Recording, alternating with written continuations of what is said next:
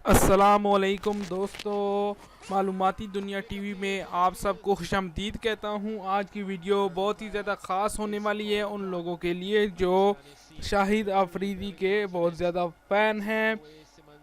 शाहिद अफरीदी के बारे में बहुत ज़्यादा ऐसे फैक्ट हैं जो आप नहीं जानते, आम लाइफ में आपको वो नहीं पता। तो सबसे पहला जो है वो है शाहिद अफरीदी एक बॉलर थे, ना कि बैट्समैन। वो एक लेग स्पिनर बॉलर थे। As a bowler, leg spinner bowler उनको टीम में शामिल किया गया था।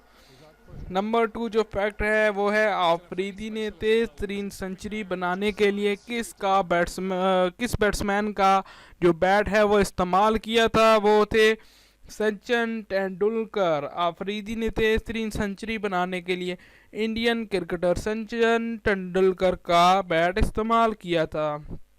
सिर्फ 16 साल की उम्र में पाकिस्तान क्रिकेट को अफरीदी ने ज्वाइन किया था।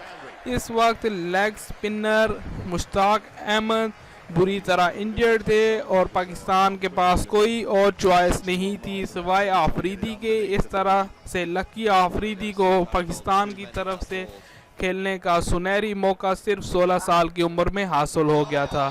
आज की वीडियो में बस इतना ही। उम्मीद करता हूँ आप सबको ये वीडियो पसंद आई होगी। कमेंट में अपना राय का ज़रूर इज़हार करना है।